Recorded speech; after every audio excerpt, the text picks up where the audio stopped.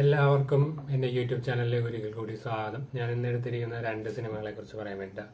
ഒന്നാമത്തെ cinema robot and Frank എന്ന് പറഞ്ഞ സിനിമയാണ്. ഈ സിനിമ 2012 ഇറങ്ങിയ സിനിമയാണ്. അത് കഴിഞ്ഞ് കുറച്ച് കാലങ്ങൾ കഴിഞ്ഞപ്പോൾ മലയാളത്തിൽ ആൻഡ്രോയിഡ് കുഞ്ഞപ്പൻ വെർഷൻ 5.25 എന്ന് പറഞ്ഞ സിനിമ ഇറങ്ങി. ഈ രണ്ട് സിനിമകളും നമ്മളെ എടുത്ത് താരതമ്യം ചെയ്യുകയാണെങ്കിൽ രണ്ട് സിനിമകളുടെയും കഥ ഏകദേശം ഒരുപോലെയാണെങ്കിലും രണ്ട് പശ്ചാത്തലത്തിൽ എടുത്തിരിക്കുന്ന സിനിമകളാണ്.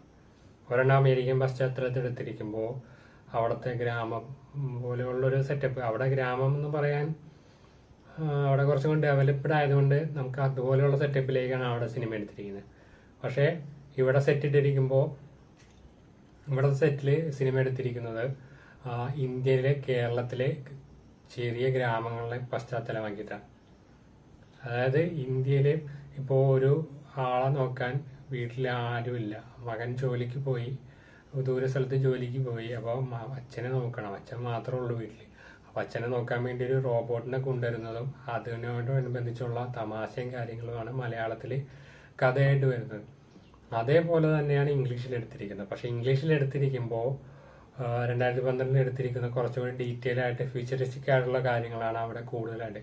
അവിടെ ഇപ്പോഴുള്ള കാര്യങ്ങളെ കുറച്ചുകൂടി നമുക്കിപ്പോൾ കേരളത്തിലും കിട്ടുന്ന കാര്യങ്ങളൊക്കെ അവിടെ 10 വർഷം മുമ്പ് അവർ ഫ്യൂച്ചറിസ്റ്റിക് ആയിട്ട് ചെയ്തു വെച്ചിട്ടുണ്ട്. നമ്മൾ എന്തൊക്കെയാണ് ഫ്യൂച്ചറിൽ നടക്കാൻ പോകുന്നത് എന്നുള്ള കാര്യങ്ങളെക്കുറിച്ച് അവർ കൂടുതലായിട്ട് ഡീറ്റെയിൽ ആയിട്ട് അവിടെ പറഞ്ഞിരിക്കുന്നത് ഫ്യൂച്ചറിൽ റോബോട്ടുകളൊക്കെ നല്ലൊരു സൂപ്പറായിട്ട് മനുഷ്യന്മാരെ പോലെ സംസാരിക്കാനും അവരെ നോക്കാനും കഴിവുള്ള തരത്തിലുള്ള റോബോട്ടുകൾ ഉണ്ടാവും എന്നുള്ള രീതിയിലാണ് സിനിമ ചെയ്തിരിക്കുന്നത്.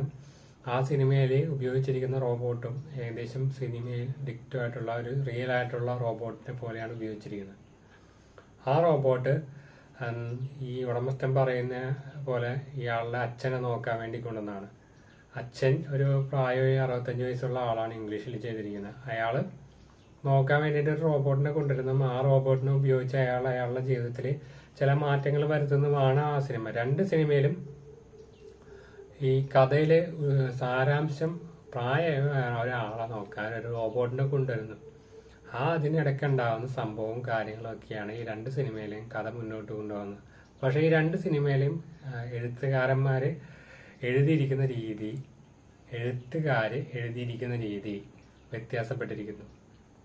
അതായത് ഒരാൾ എഴുതിയിരിക്കുന്നത് ഈ അമേരിക്കയിലെ ചില കാര്യങ്ങളും അവിടുത്തെ കുറച്ച് പ്രശ്നങ്ങളും പ്രായമുള്ള ദുശീലങ്ങളൊക്കെ ഓരോ സ്ഥലത്തെ അനുസരിച്ച് വ്യത്യാസപ്പെട്ടിരിക്കുന്നു.